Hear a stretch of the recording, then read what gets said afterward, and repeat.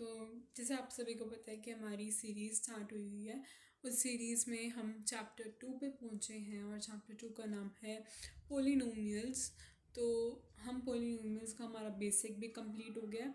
अब हम चलते हैं उसके इम्पॉर्टेंट क्वेश्चन आंसर पे। तो सबसे पहला जो क्वेश्चन है वो है, if alpha and beta are the zeros of the quadratic polynomial this such that alpha square plus beta square is equals to 24 and you have to find the value of k here.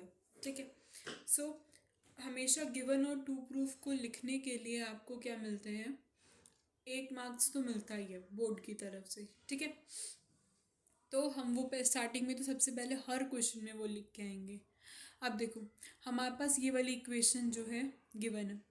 अब इस equation में क्या है, इधर इधर देखेंगे इस पे alpha square plus beta square 24 के इक्वल है। तो ये कैसे ही आ सकता है, ये जब सम ऑफ ज़ीरोज़ किया होगा उसका स्क्वायर किया होगा तभी पॉसिबल है। अब ये इक्वेशन है, इसके सम ऑफ ज़ीरोज़ क्या होते हैं, minus b by product of zero c by. ये तो फॉर्मूला की तरह आपको याद करना ही पड़ेगा। अब माइनस बी बाई किसके इक्वल है, -4/k के। ऐसे ही प्रोडक्ट ऑफ ज़ीरोस किसके इक्वल है, 4/k के। ऑल राइट, अब यहाँ पर हम क्या करेंगे, यहाँ पर हम squaring on both the side करेंगे। अल्फ़ा प्लस बीटा -4/k के इक्वल है।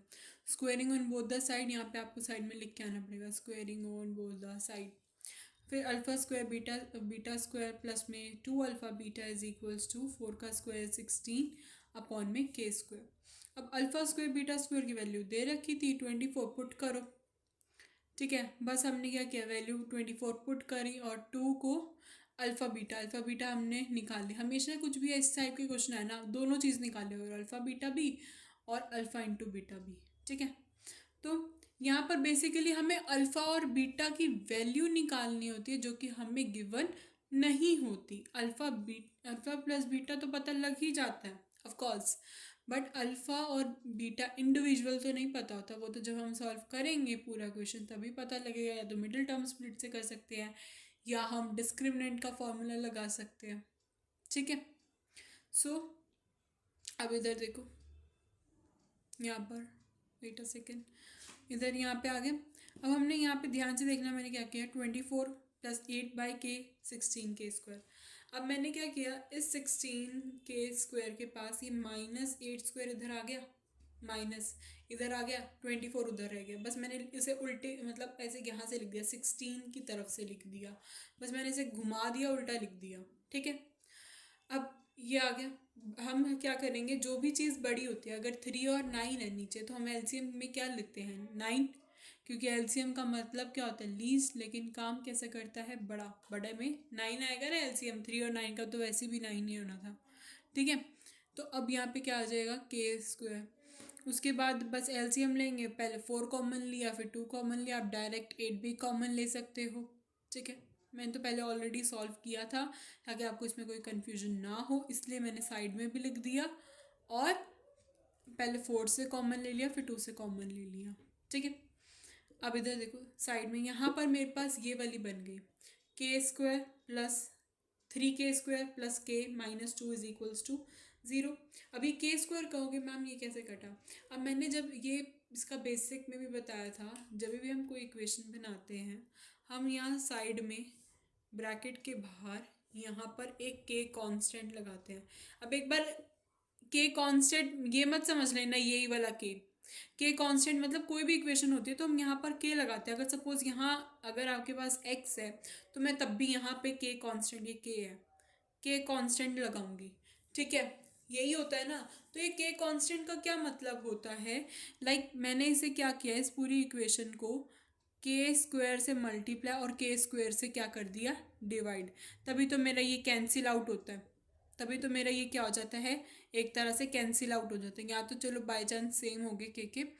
अगर यहाँ पे x है नीचे, यहाँ मान लो नीचे एक्स स्क्वेयर है, तो मैं यहाँ पर जो के कांस्टेंट होता है उसे मैं क्या ले लूँगी, एक्स स्क्वेयर ले लूँगी। मैं ये साइड में लिख दूँगी, k constant is equals to x square, और वो एक्स स्क्वायर से एक्स स्क्वायर कट हो जाता है। या तो हम इसे ऐसे भी समझ सकते हैं, या हम जनरली क्या देखते हैं कि ये जो के स्क्वायर है ना, जो ये वाला के स्क्वायर है, जब सब चीज़ें हम जब पूरे में एलसीएम ले जाते हैं तो ये हट जाता है। ये हटता कैसे? ये इसी रीज़न की वजह से हटता है, क्योंकि हम मल्टीप्लाई और डिवाइड कर देते हैं इन्हें, तो ये आपस में क्या हो जाते हैं, कैंसिल आउट हो जाते हैं।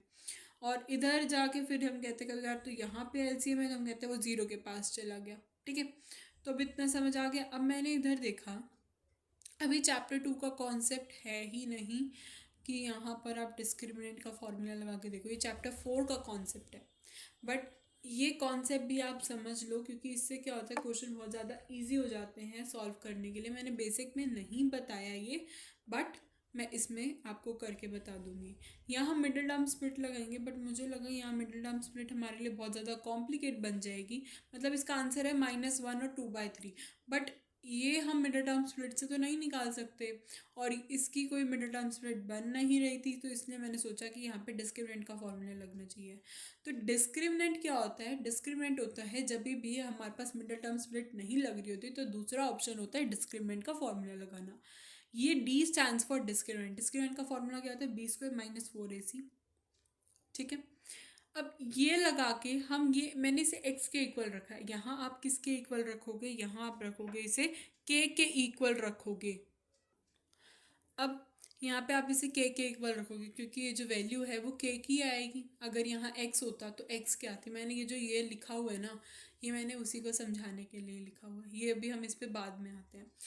अब इधर देखो, यहाँ आप डिस्क्रिमिनेंट के फॉर्मूला लगाओगे, इसमें पुट करोगे। ये फॉर्मूला होता है जब भी आपको रूट्स निकालने होते हैं, जब आपको रूट्स नहीं मिल रहे होते। इसका और भी कोई काम के लिए यूज़ होता है, जब हमें रियल रूट्स फाइंड आउट करना होता है।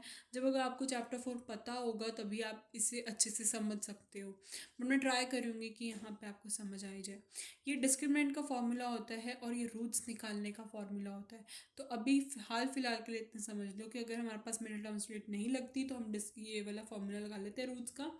ये सेकेंड ऑप्शन होता है हमारे लिए। तो ये निकाल लिया। ये करते करते हमने कुछ नहीं किया, यहाँ वैल्यू पुट करी है। ये जो b है ये रहा। ठीक है, मतलब ये k तो आपकी एक x की तरह हो गई, तो वेरिएबल हो गया। इसके आगे का कांस्टेंट कोफिशिएंट 1 है, ये 3 है, ये 2 है, इसका हो गया। तो यहीं पे मैंने कुछ नहीं किया, b की वैल्यू पुट करी है, c की वैल्यू पुट करी है। इसको सॉल्व करने पे मेरा 25 आ गया था। ठीक है, अब आगे देखो, 25 आ गया। फिर मैंने इसे क्या किया, माइनस। अब ये क्या होता है, जब भी कोई भी चीज़ ब्रैकेट से हटती है तो बाहर क्या होता है, प्लस माइनस का साइन हमेशा लगता ही लगता है। जब भी आप पाइथागोरस लगाते हो और तब आपका रूट हटता है। अगर मान लो यहाँ पर आपका suppose h is equals to √25 है, तो आप h इज इक्वल्स टू +-5 लिखते हो। हमें क्या पता कि वो h प्लस से आ रहा है या माइनस से। ये +-5 आता कैसे है?